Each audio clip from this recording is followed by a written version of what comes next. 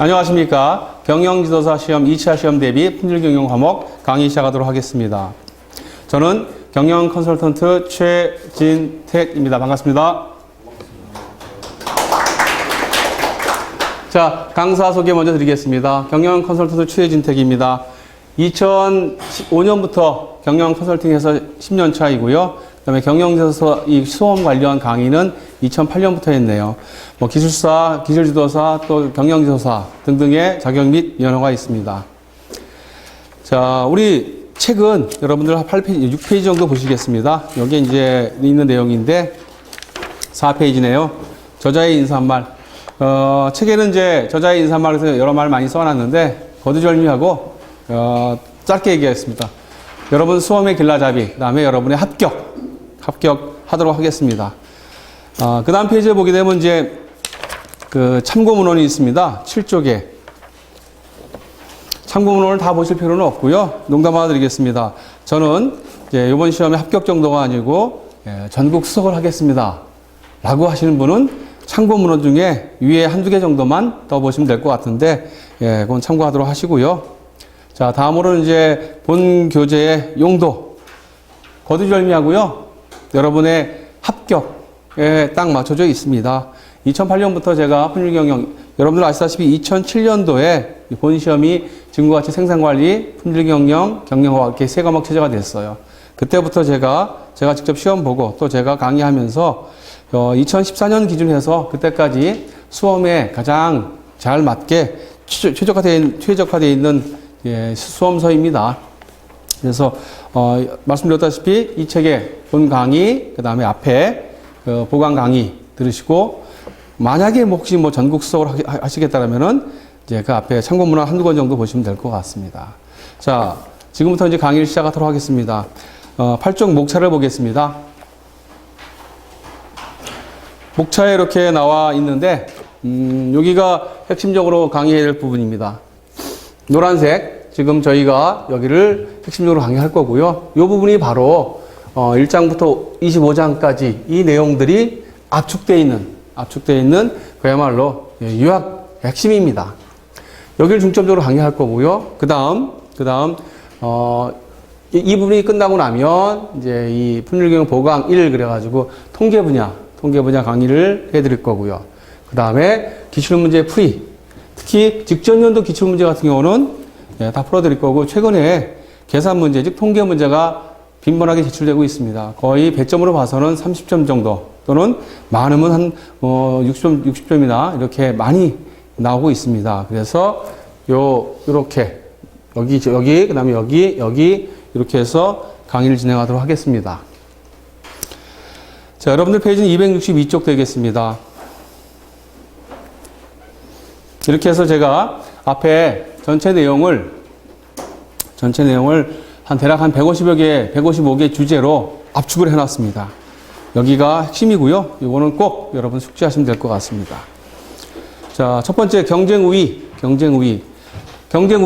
또 경쟁력이라고 표현하기도 하죠. 경쟁우위. 경쟁사가 대응할 수 없거나, 죄송합니다.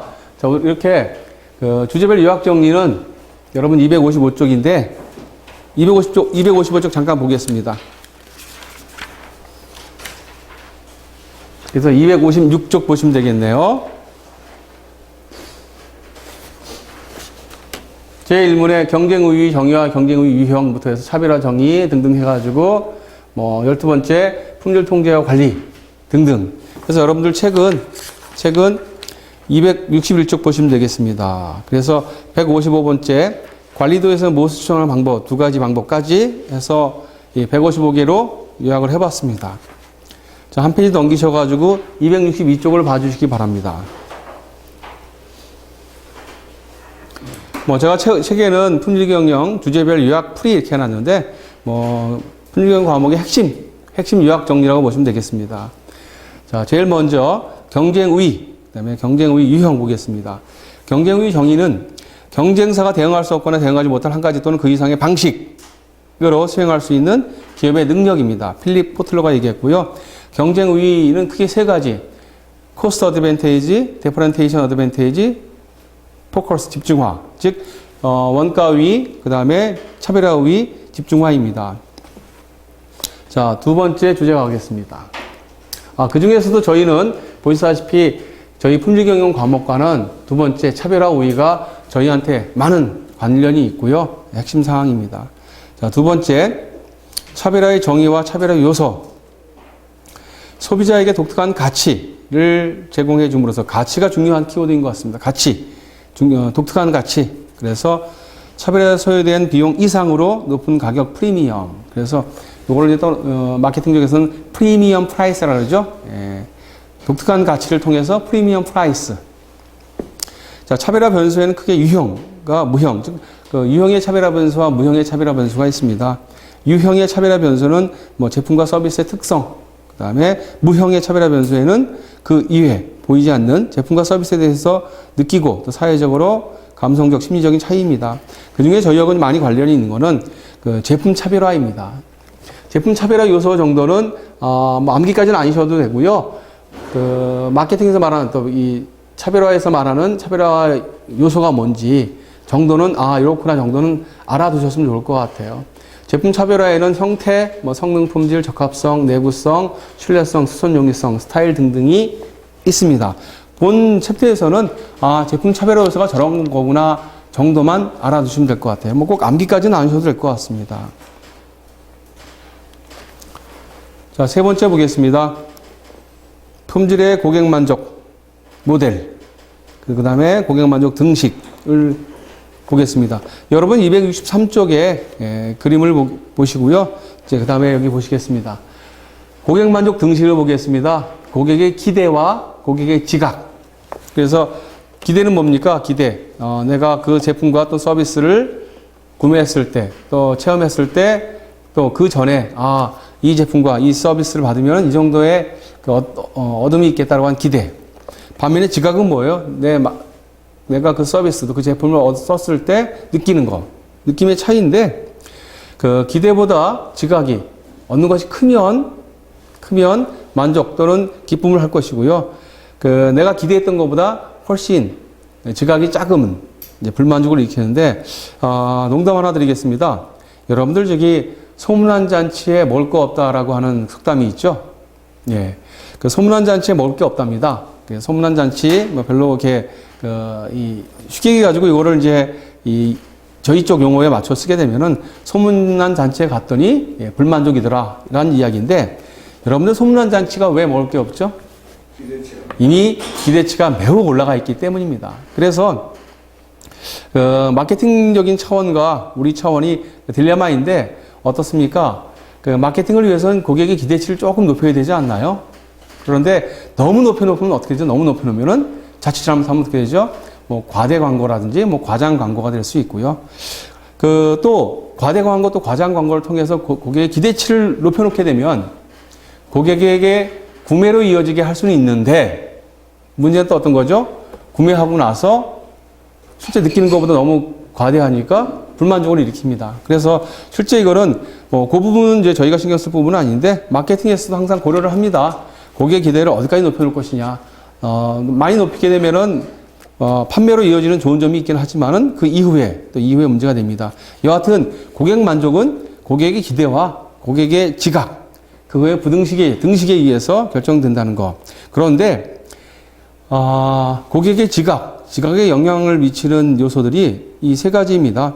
좋은 제품, 또 소비자의 인지, 판매 이후의 앱, 또 서비스 등등이 고객이 이제 지각하게 되는, 또 고객이 만족하게 되는 그 요인들인데, 여기서 참고만 알아두시고요.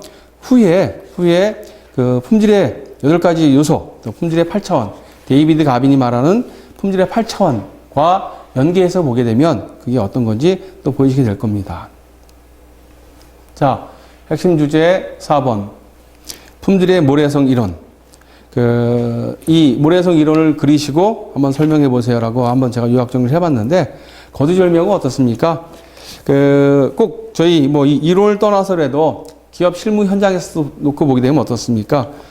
품질 나쁜데 납기 잘 맞는 회사 있나요? 또 품질 나쁜데 이 원가 좋은 회사 있나요? 가령 품질이 나빠서 불량이 많이 납니다. 그런데 그 회사 원가 구조가 좋을까요? 그렇죠? 또는 품질이 나쁩니다. 납기 제대로 맞출 수 있을까요? 예, 아마 여러분께서 꼭 이론적인 내용 아니더라도 실물을 보더라도 품질이 나빴을 때 그 기업 경쟁력에 많은 그 부정적 요소를 미칩니다. 자, 그래서 품질이 상당히 기본이 되는 것 같습니다. 품질이라는 기초 이외에 원가, 유연성, 납기.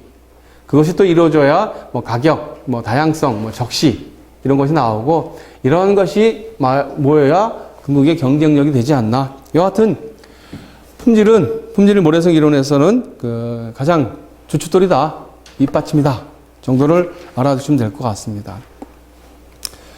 주제 5번 품질과 경영 성과의 관계. 그래서 품질, 뭐 가격, 원가, 생산성, 수익성 관계 등등을 한번 얘기해 보겠습니다. 자, 가격과 품질 관계. 일반적으로 보게 되면은 고품질의 물건이 고가격인 경우가 훨씬 많고요. 또는 그 품질을 좋게 하게 되면 어떻습니까? 일반적으로 프리미엄 프라이스를 받을 수 있는 경우가 되게 많이 있습니다. 맞습니까? 뭐 속칭 우리가 핸드백 같은 경우 명품 하는 것들이 어떻습니까? 농담 하나 드리겠습니다. 그 명품 핸드백과 비슷하게, 너무 비슷한, 정말로 그렇죠? 전문가도 구별하기 어려울 정도의 뭐 유사한 명품백이, 그 명품 짝퉁이죠. 짝퉁 명품백이 뭐 실제 원산지에서는 그 진짜 명품 가격 대비 뭐 3분의 1 가격, 또 10분의 1 가격에 팔리는 경우도 허다하지 않습니까? 반대로 얘기하면은 사실 진짜 정품 명품이라고 하더라도 순수하게 거기에 대한 제조 원가는 아마 그렇게 많이 안 될 것 같아요.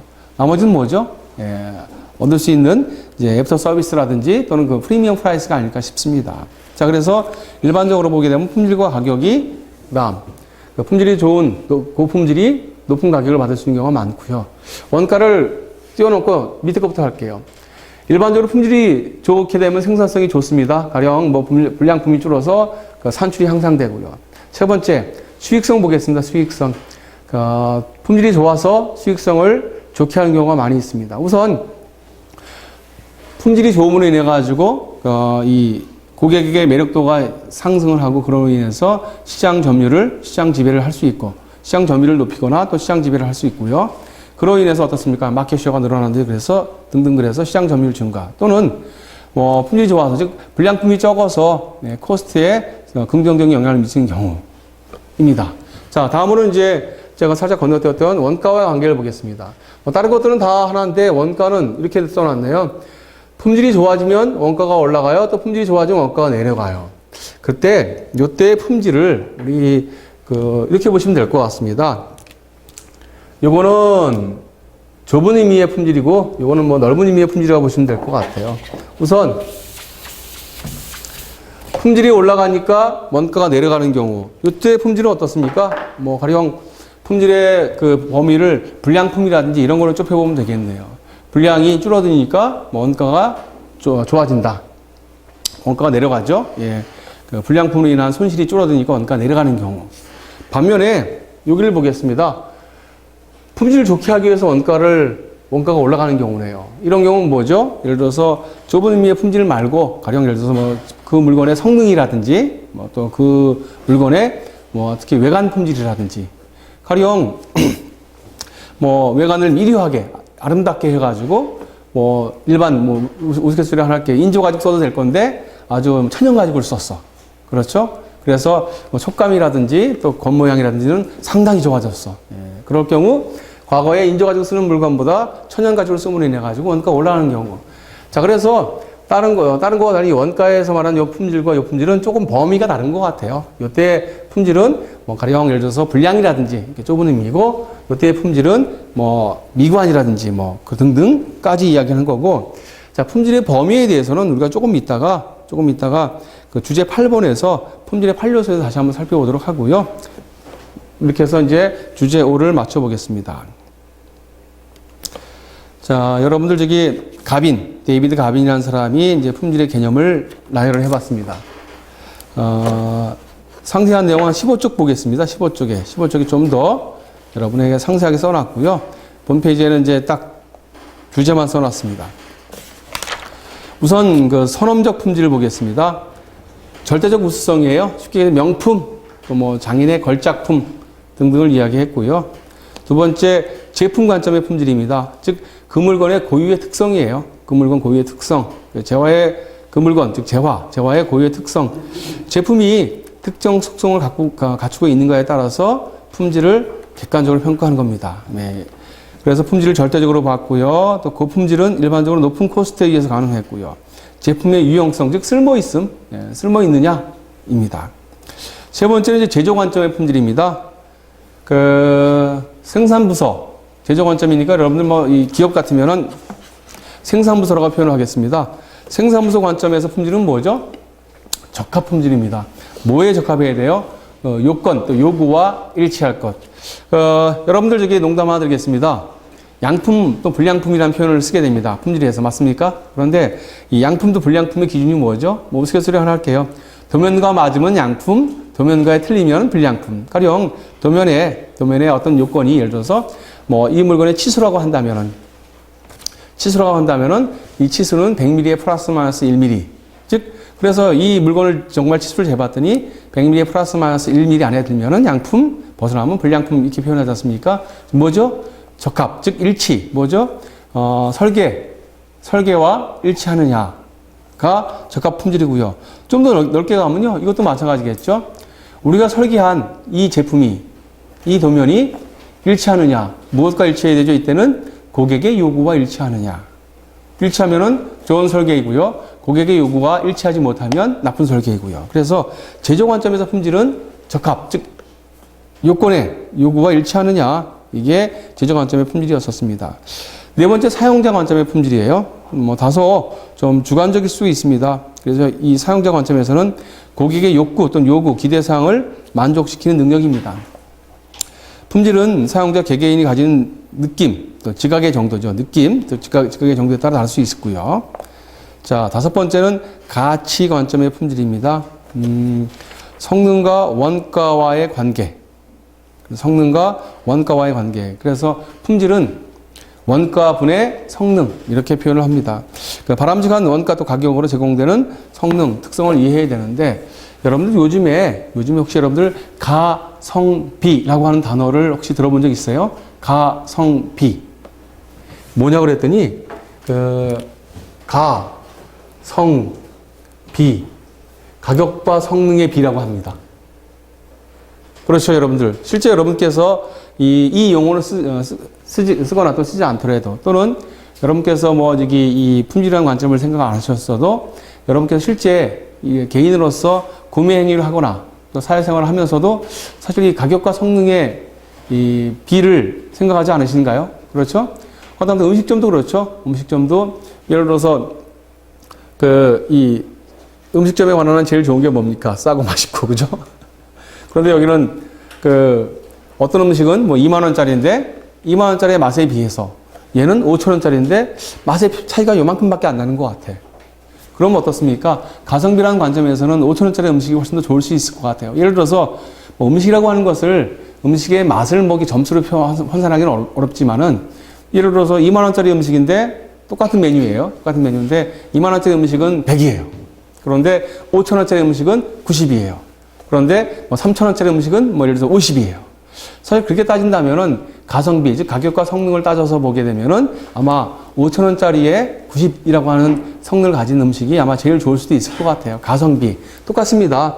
마치 우리가 실생활에서 가성비라는 용어를 쓰는 것처럼 가치관점이라는 것이 바로 이거인 것 같아요. 원가, 성능. 자, 요것은 또 요 장표에서도 말고 여러분들 저기 교재 169쪽 또는 167쪽에서도 이런 이야기가 나옵니다.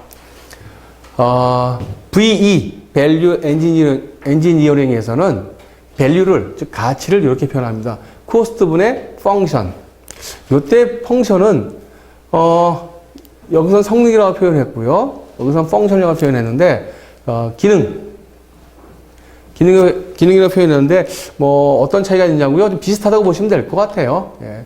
이 어떤 기능을 가졌기 때문에 그 기능이 어떤 성능을 발휘하는 거고요. 네. 그다음 마케팅적 관점에서는 밸류를, 즉 고객이 느끼는 가치는 이렇게 표현한답니다. 퍼포먼스 나누기 프라이스. 예. 자, 이 세 개가 어떻습니까? 약간 다르긴 하지만 원가 똑같죠. 그런데 분모의 프라이스를 넣긴 했지만 사실은 분모의 프라이스 말고 이게 더 맞을 것 같아요. 코스트. 예를 들어서 제가 어떤 물건이 있었는데요. 저희 동네에서는 예를 들어서 3,000원 하더라고요. 예. 근데 인터넷 쇼핑에서 보니까 이 물건이 1,000원 해요. 예. 그래가지고, 야! 동네에서 3,000원 하는데 인터넷에서 1,000원 하네? 얼씨구나 좋다고 제가 이거를 주문했습니다. 예.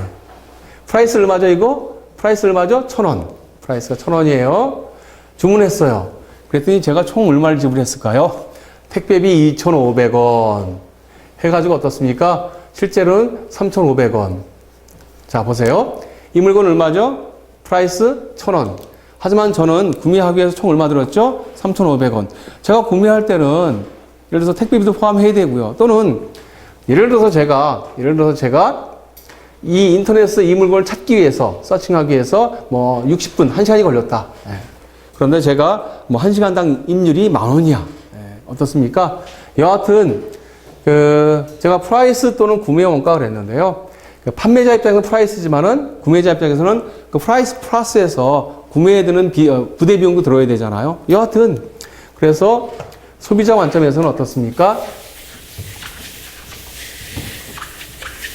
소비자 관점에서는 내가 그것을 프라이스는 물론이고 프라이스 포함해서 그 물건을 구매하기 위한 총 비용, 즉 총 구매 원가 분의 성능 이 세 가지가 어떻습니까?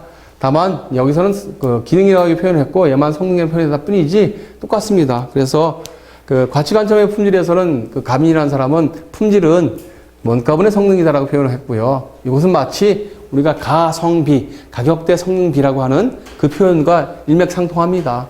또는 VE에서는 value는 코스트분의 펑션, 또 마케팅 관점에서는 price 또는 구매원가 분의 퍼포먼스, 성능 또는 기능, 또 성능 이렇게 표현하면 될 것 같습니다.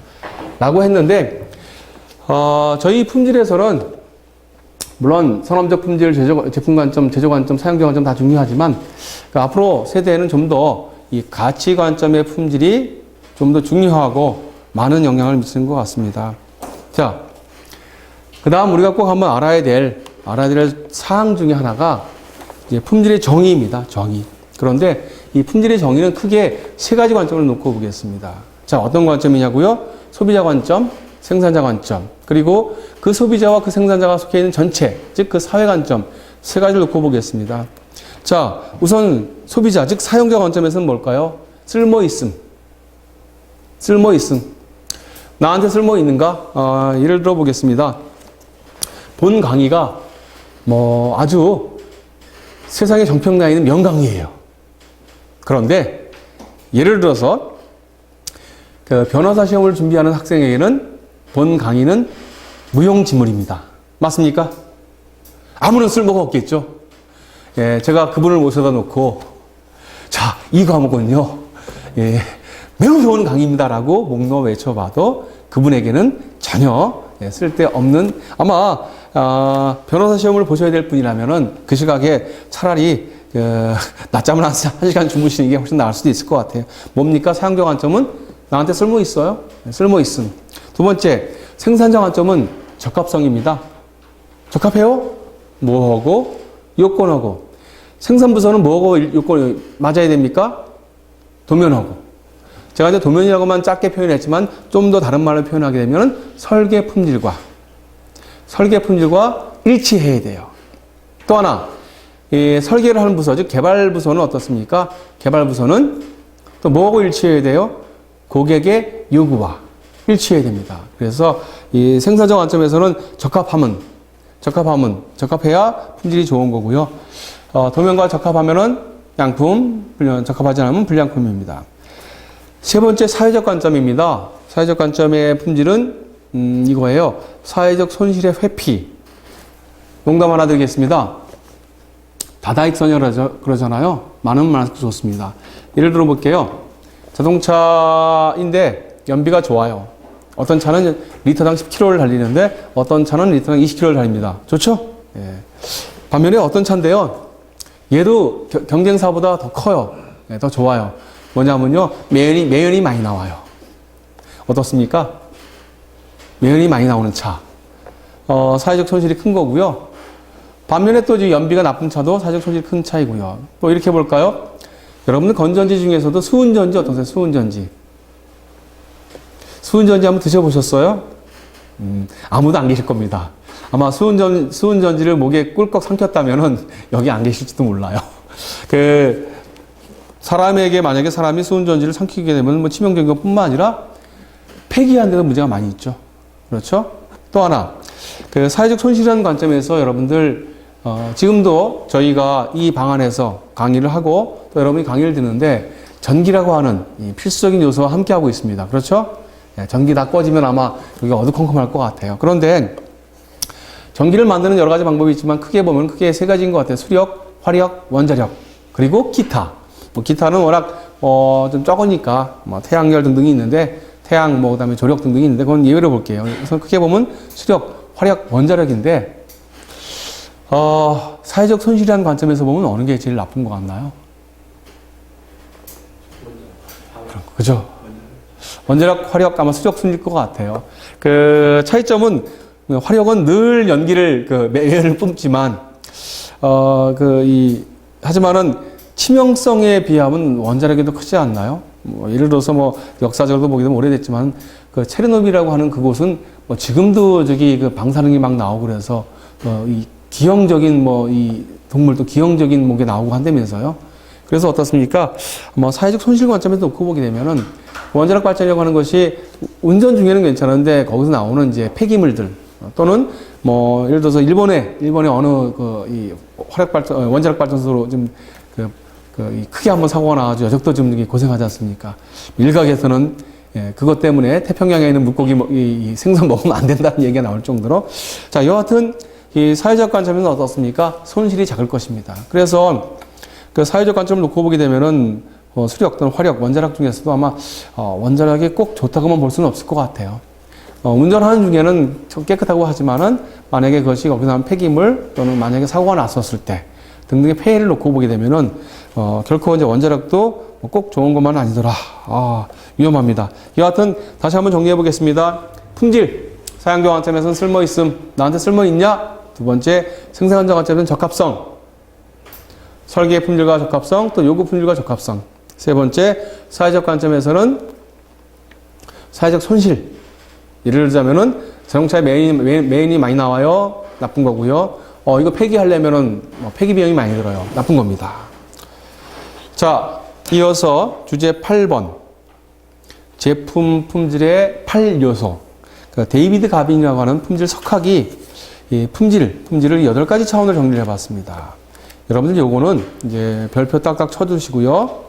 별표 딱딱 쳐두시고요. 꼭 암기하셔야 됩니다. 아셨죠? 꼭 암기하셔야 됩니다. 예를 들어서 주제 5번 같은 경우는 여러분께서 꼭 암기하지 않더라도 품질과 가격, 원가, 생산성, 수익성을 한번 비교해 볼까라고 한다면은 품질이 좋아질 때는 대부분 다 좋아지죠. 원가 하나만 빼고 그런데 원가만은 딱 2개네요. 그래서 이제 문제 5번 같은 경우는 여러분께서 이해하고 있으셔도 만약에 이런 문제가 출제된다고 하더라도 여러분의 이해를 바탕으로 쓰셔도 될 것 같아요. 꼭 암기 안 해도. 그렇죠? 반면에 문제 8요소는 주제 8의 8요소는 꼭 외웠으면 좋겠습니다. 어렵지 않습니다. 제가 지금부터 하나씩 말씀드릴 거예요. 성능, 특징, 신뢰성, 일치성, 내구성, 서비스 능력, 감성, 지각된 품질. 자, 하나 보겠습니다. 성능, 주된 특성이에요. 주된 운영 특성. 자동차로 놓고 보게 되면은 주행 속도라든지, 그 다음에 승차감 등등이겠죠. 또는 예를 들어서 컴퓨터에 쓰이는 USB 메모리 같으면 어떻습니까? USB 메모리 같으면은 주된 성능이 뭐죠?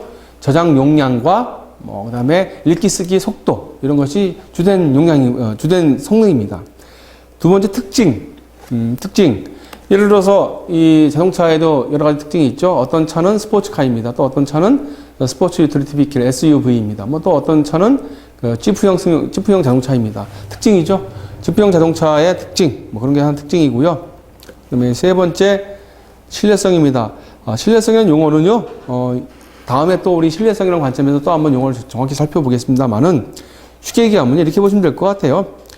고장 나지 않을 성질, 고장나지 않을 성질. 이게 신뢰성이라고 보시면 될 것 같아요. 고장나지 않을 성질. 고장 잘 나면 신뢰성 나빠요. 고장 안 나면 신뢰성 좋아요. 네 번째는 일치성입니다. 설계 규격, 즉 설계 품질과 일치할 것. 설계 품질과 일치할 것. 다섯 번째는 내구성입니다. 신뢰성과 좀 많이 비슷한데요. 내구성, 좀 튼튼함의 정도입니다. 튼튼함의 정도. 농담 하나 드리겠습니다. 구두 밑창, 그죠?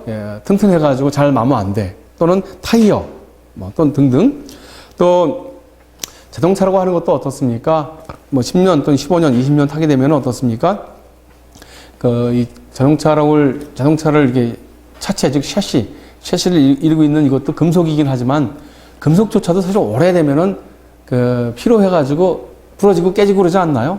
특히 용접 부위 같은 경우도 그렇죠? 용접을 아무리 잘해도 오랜 시간 진동을 받고 또 추울 때, 또 더울 때 많이 하게 되면 물리적으로 파손되거나 합니다. 그래서 내구성은 쉽게 얘기해가지고 튼튼할 것 이렇게 보시면 될 것 같아요.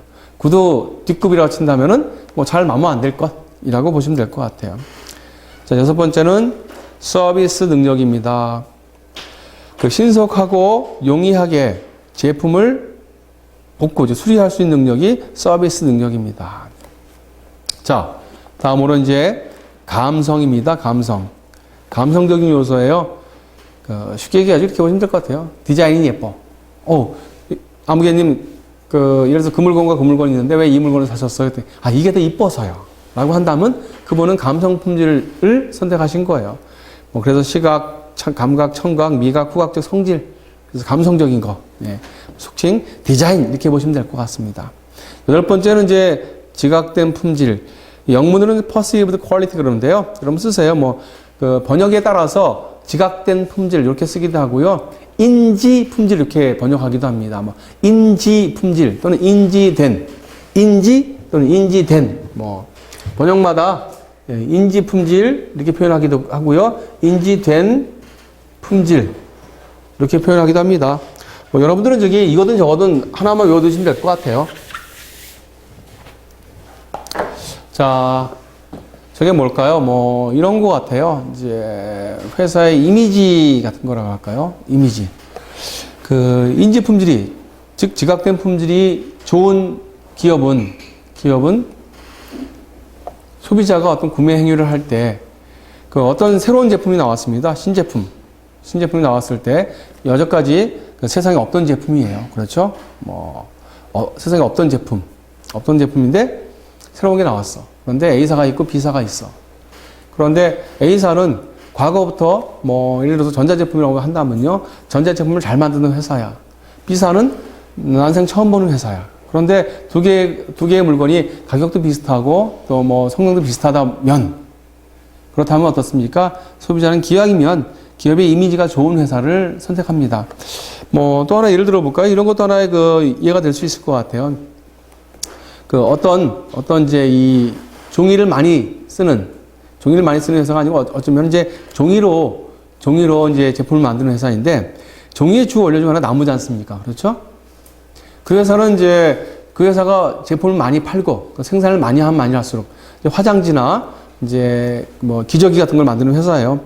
그런 회사가 당연히 종이나 그다음에 이런 걸 많이 써야 되니까 나무를 많이 써요. 그럼 나무를 많이 베어야겠죠? 그랬더니 그 회사는 자신의 회사의 인지 품질 높이기 위해서 뭐라 그럽니까? 우리 회사는요, 나무 심기를 많이 합니다. 그래서 우리 강산 푸르게 라고 하는 것을 끊임없이 그 회사의 이제 회사를 광고를 통해서 우리는 나무를 많이 심습니다. 우리 강산 푸르게라고 하는 것을 계속해서 이제 이야기합니다. 왜냐고요? 지각된 품질, 인지 품질을 높이기 위해서. 또 우리나라의 철을 만드는 어떤 회사는 철의 가치에 대해서 무척 자꾸 강조를 하죠. 철이라고 하는 것이 어떤 역할을 하는지, 철이 근극에는 여러분에게, 또 우리에게 행복을 가져다 준다고 많이 이야기를 합니다. 왜냐면요, 철도 사실은 철을 많이 생산하면 생산할수록 어떻습니까? 우리나라는 아니지만 보통 어디인가 가서 철광석을 캐기 위해서 그 지역을 막 자연 산림을 다 훼손하고 광산을 캐고 그래요. 그러니까 그 회사도 자기네가 그런 사회적 손실, 즉, 광산을 캐고 자연을 파괴하는 그런 행위를 하긴 하지만 궁극에는 철을 통해서 여러분에게 행복을 줍니다라고 해서 많이 이야기를 합니다. 자, 그런 것이 지각된 품질, 또 인지 품질을 높이기 위한 활동 중에 하나이고요. 그 인지 품질이 나쁘게 되면 어떻습니까? 그 회사는 아니지만 그 회사에 관계된 계열사 중에 어떤 회사가 그냥 폐수를 흘려보냈어요. 그랬더니 사실 그 회사 물건은 소비자가 직접 사는 물건은 아니었거든요. 그런데 그 회사 계열사인 맥주 회사가 매출이 안 올라가고, 그죠? 불매 운동이 벌어지고 하는 경우가 있었습니다. 여하튼 이런 것들이 인지 품질 또는 지각된 품질이고요. 어찌 보면 이 인지 품질은, 이 지각된 품질은 앞에 7가지가 이루어져야만 되는 거 아닌가요? 예를 들어서 성능이나 특징이 나쁜데 인지 품질이 좋은 회사가 있을 수 있을까요? 그렇지 않습니다. 어찌 보면 이제 앞에 7가지가 잘 되어야 되는 거고요. 또 하나, 그 좁은 의미의 품질 그러면 어떻습니까? 좁은 의미의 품질. 여기서 우리 아까 제가 다시 한번 주제 5번에 보게 되면은 품질 경영 성과와 관계에서 원가만은 품질이 좋아지면 원가가 올라가요 라고 하는 관점도 있었고, 품질이 좋아요 그러면 원가가 내려가는 관점도 있었습니다. 맞죠? 품질이 좋아지면 원가가 내려가는 이때의 품질은 좁은 의미의 품질을 보면 되겠죠? 뭐죠? 적합성 품질만 놓고 보면 될 것 같아요. 맞죠? 그래서 이제 여러분들 지금 5번 주제 264쪽에 품질이 올라가면 원가도 내려가는 곡이다. 그 품질을 쓰세요. 적합성 품질. 즉, 쉽게 양품 분량. 좁은 의미의 품질이고요. 자, 반면에 그 위에 있는 품질이 올라가면 원가도 올라가는 이 경우의 품질은 뭐라고 보면 될까요? 넓은 의미의 품질. 필요하다면은 이 8가지 다 볼 수도 있겠죠. 그렇죠? 이 8가지 다. 가령 저희 회사에 대한 이미지, 또는 제품의 이미지를 높이기 위해서, 지각된 품질을 높이기 위해서.